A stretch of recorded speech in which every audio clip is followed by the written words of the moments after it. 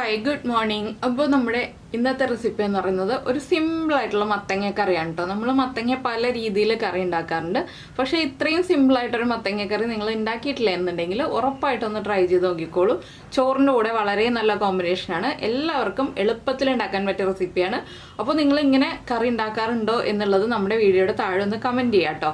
അപ്പോൾ നമുക്ക് എങ്ങനെയാണ് നമ്മുടെ ഈ സിമ്പിൾ മത്തങ്ങ കറി തയ്യാറാക്കുന്നതെന്ന് നോക്കാം. നമുക്ക് നമ്മുടെ ഇൻഗ്രീഡിയൻസ് നോക്കാം. നമ്മളിപ്പോൾ ഒരു 1/4 കിലോ മത്തങ്ങ എടുത്തിട്ട് നമ്മൾ സാധാരണ മത്തങ്ങ കറിക്ക് കട്ട് ചെയ്യുന്ന പോലെ ഈ ഒരു വലുപ്പത്തിൽ കട്ട് ചെയ്ത് വെച്ചിട്ടുണ്ട്. അതുപോലെ തന്നെ ഒരു 3 പച്ചമുളക് എടുത്തിട്ടുണ്ട്, 1/2 കപ്പ് തേങ്ങ ചിരവിയതെടുത്തിട്ടുണ്ട്. ഇത്രയേ ഉള്ളൂ കേട്ടോ ഈ ഒരു കറിക്ക് ആവശ്യമുള്ള സാധനങ്ങൾ. അപ്പോൾ നമുക്ക് ആദ്യം മത്തങ്ങ ഒന്ന് കുക്ക് ചെയ്യാൻ വയ്ക്കാം. മത്തങ്ങ കുക്ക് ചെയ്യുമ്പോൾ 1-2 കാര്യങ്ങളൊക്കെ ചേർത്തിട്ട് വേണം കുക്ക് ചെയ്യാൻ വയ്ക്കാനായിട്ട്. അപ്പോൾ നമ്മൾ മത്തങ്ങ വേവിക്കാനായിട്ട് ഒരു ചട്ടി വെച്ചിട്ടുണ്ട്. ഇതിലേക്ക് നമ്മൾ കട്ട് ചെയ്ത് വെച്ചിരിക്കുന്ന മത്തങ്ങ ചേർക്കാം. ഇതിൻ്റെ കൂടെ തന്നെ നമ്മുടെ എരിവനുസരിച്ച് പച്ചമുളക് ചേർക്കാം കേട്ടോ. ഞാനിപ്പോൾ 3 പച്ചമുളകാണ് എടുത്തിട്ടുള്ളത്. നിങ്ങൾക്ക് എത്ര എരിവ് വേണം എന്നുള്ളതനുസരിച്ച് പച്ചമുളക് ചേർക്കാം. ഇപ്പോൾ ഒരു പച്ചമുളകിൻ്റെ എരിവും ചെറിയൊരു മുളക് പൊടിയുടെ എരിവും മാത്രമേ ഉണ്ടാവുള്ളൂ. അപ്പോൾ ഞാൻ പച്ചമുളക് ചേർത്തിട്ടുണ്ട്. ഇനി ഇതിലേക്ക് നമുക്ക് ചേർക്കേണ്ടത് എരിവുള്ള മുളക് പൊടിയാണ്. ഒരു 1/4 ടീസ്പൂൺ, അതിൽ കൂടുതൽ വേണ്ട. അതുപോലെ തന്നെ 1/2 ടീസ്പൂൺ മഞ്ഞൾപ്പൊടി. പിന്നെ നമ്മുടെ മത്തങ്ങയ്ക്ക് ആവശ്യമായിട്ടുള്ള ഉപ്പ്. ഇത്രയും ചേർത്തിട്ട് മത്തങ്ങ വേവാൻ ആവശ്യമായ വെള്ളം ചേർത്തിട്ട് നമുക്കൊന്ന് വേവിച്ചെടുക്കാം.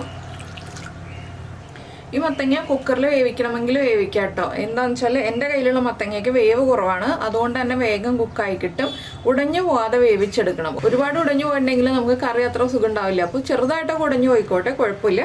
നിങ്ങളുടെ കയ്യിലുള്ള മത്തങ്ങയ്ക്ക് വേവ് കൂടുതലാണെന്നുണ്ടെങ്കിൽ ഒരു വിസിൽ വരുന്നത് വരെ കുക്കറിൽ വേവിച്ചോളൂ. വേവ് കുറവാണെന്നുണ്ടെങ്കിൽ നമുക്ക് ചട്ടിയിലോ അല്ലെങ്കിൽ വേറൊരു പാനിലോ തന്നെ വേവിക്കുന്നതായിരിക്കും നല്ലത്. അപ്പോൾ ഇതൊന്ന് കുക്കായി വരട്ടെ. ഈ സമയത്ത് നമുക്ക് നമ്മുടെ അരപ്പ് റെഡിയാക്കി എടുക്കാം. നമ്മുടെ അരപ്പിനായിട്ട് നമ്മളിപ്പോൾ മിക്സിയുടെ ജാർ എടുത്തിട്ടുണ്ട്. ഇനി ഇതിലേക്ക് നമ്മൾ എടുത്ത് വെച്ചിരിക്കുന്ന തേങ്ങ ചിരവിയത് ചേർക്കാം. അതുപോലെ തന്നെ 2 പിഞ്ച് നമ്മുടെ ക്യുമിൻ സീഡ്സ്, നല്ല ജീരകം, അതും കൂടി ചേർത്തിട്ട് നന്നായിട്ട് അരച്ചെടുക്കാം. ഇതിലേക്ക് വേറൊന്നും ചേർക്കേണ്ട ആവശ്യമില്ല കേട്ടോ. അപ്പോൾ ഇത് രണ്ടും ചേർത്ത് നന്നായിട്ട് അരച്ചെടുക്കുക. കുറച്ച് വെള്ളം ചേർത്ത് അരച്ചെടുക്കുക. ഒരുപാട് വെള്ളം ചേർത്ത് അരയ്ക്കേണ്ട ആവശ്യമില്ല. അപ്പോൾ നന്നായിട്ടൊന്ന് അരച്ചെടുക്കട്ടെ.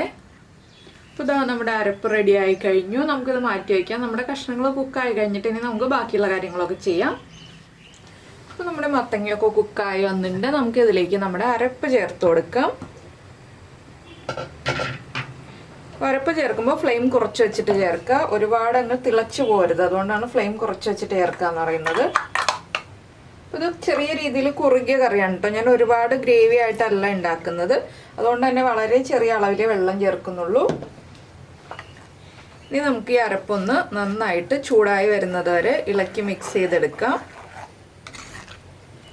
അപ്പോൾ നിങ്ങൾക്ക് കുറച്ചുകൂടി ലൂസായിട്ടുള്ള കറി മതിയെന്നുണ്ടെങ്കിൽ കുറച്ചുകൂടി വെള്ളം ചേർക്കാം. പക്ഷേ ചെറിയ രീതിയിലൊന്ന് കുറുകിയിരിക്കുന്ന കറിയാണ് ടേസ്റ്റ്. അപ്പോൾ നന്നായിട്ടൊന്ന് ആവി വരുന്നത് വരെ ഇനി ഒന്ന് ചൂടാക്കി എടുക്കുക. തിളക്കരുത്, ആവി വന്നാൽ മതി. ആ രീതിയിലൊന്ന് ചൂടാക്കിയെടുക്കുക. ആ അരപ്പിൻ്റെ ഒരു റോ ടേസ്റ്റ് ഒന്ന് മാറി തുടങ്ങണം. തിളയ്ക്കുന്നതിന് മുൻപേ നമ്മൾ ഫ്ലെയിം ഓഫ് ചെയ്ത് മാറ്റി വയ്ക്കണം. അത്രയേ ഉള്ളൂ. അപ്പോൾ ഉപ്പ് കുറവാണെങ്കിൽ ഉപ്പ് ചേർത്ത് കൊടുക്കുക. അതുപോലെ തന്നെ എരിവ് കുറവാണെങ്കിൽ നമുക്കിനി ഒരു കാര്യവും കൂടി ചേർക്കാനുണ്ട്. അപ്പോൾ എരിവ് കറക്റ്റ് ആയിക്കോളും. പിന്നെ ഉപ്പ് എരിവും കൂടുതലാണെന്നുണ്ടെങ്കിൽ 1 പിഞ്ച് പഞ്ചസാര ചേർക്കാം കേട്ടോ. അപ്പോൾ അത് ബാലൻസ് ആയിക്കോളും. അപ്പോൾ നമ്മുടെ കറി ഒന്ന് നന്നായിട്ട് ആവി വരട്ടെ. വേഗം തന്നെ ആവി വരും. എന്നുവെച്ചാൽ നമ്മൾ ചൂട് കറിയിലേക്കല്ല അരപ്പ് ചേർത്തിട്ടുള്ളത്. അപ്പോൾ വേഗം തന്നെ ആവി വന്നോളും. ഒന്ന് ഇളക്കി കൊടുത്തുകൊണ്ടിരിക്കുക. കണ്ടിന്യൂസ് ആയിട്ട് ഇളക്കണ്ട, ഇളക്കി കൊടുക്കുക. ചെറിയ ബബിൾസ് വന്ന് തുടങ്ങുമ്പോൾ തന്നെ നമ്മൾ ഫ്ലെയിം ഓഫ് ചെയ്ത് മാറ്റി വയ്ക്കണം. ഇപ്പോൾ ഇതാ ചെറിയ ബബിൾസ് വന്ന് തുടങ്ങുന്നുണ്ട്. ഞാൻ ഫ്ലെയിം ഓഫ് ചെയ്യാണ്. ഇനി ഒരു ചട്ടിയുടെ ചൂടിലിരുന്നിട്ട് കറി ഒന്നുകൂടി ഒന്ന് ചൂടായി വന്നോളും.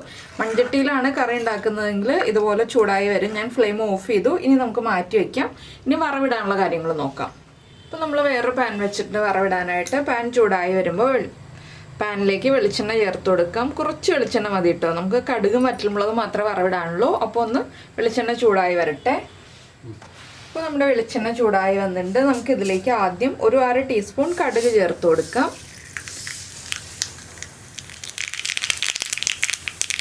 കടുക് പൊട്ടി തുടങ്ങുമ്പോൾ നമുക്കിതിലേക്ക് നമ്മുടെ 1/4 ടീസ്പൂണിൽ താഴെ ഒരു 2 പിഞ്ച് ഉലുവയും കൂടി ചേർത്ത് കൊടുക്കാം.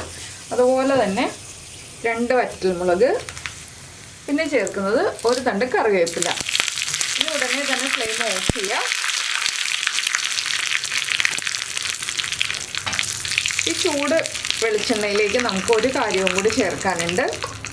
ഒരു 1/4 ടീസ്പൂൺ നമ്മുടെ കാശ്മീരി ചില്ലി പൗഡർ. എന്താണെന്ന് വെച്ചാൽ നമ്മുടെ കറിക്ക് ഒരു കളർ ഉണ്ടാവാനും എരിവ് കുറവാണെങ്കിൽ എരിവ് കൂട്ടാനും വേണ്ടിയിട്ടാണ് നമ്മൾ ചെറിയൊരളവിൽ മുളക് പൊടി ചേർക്കുന്നത്. ഇനി നമുക്കിത് നമ്മുടെ കറിയിലേക്ക് ചേർത്ത് കൊടുക്കാം. അപ്പോൾ ഞാൻ വറവ് കറിയിലേക്ക് ചേർത്ത് കൊടുക്കുകയാണ്.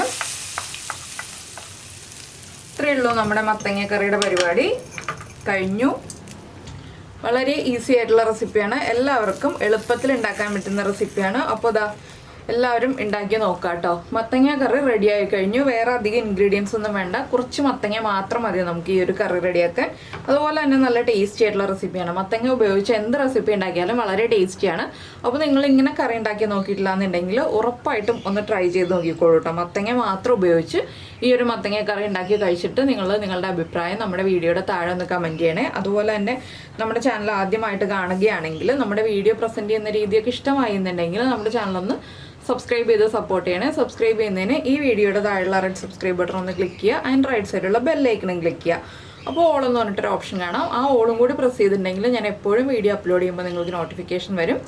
അപ്പോൾ റെസിപ്പി ഇഷ്ടമായി എന്നുണ്ടെങ്കിൽ ഒന്ന് ലൈക്ക് ചെയ്യാനും കൂടി മറന്നുപോയില്ലല്ലോ. അപ്പോൾ നമുക്ക് നമ്മുടെ അടുത്ത റെസിപ്പിയുമായിട്ട് വീണ്ടും കാണാം.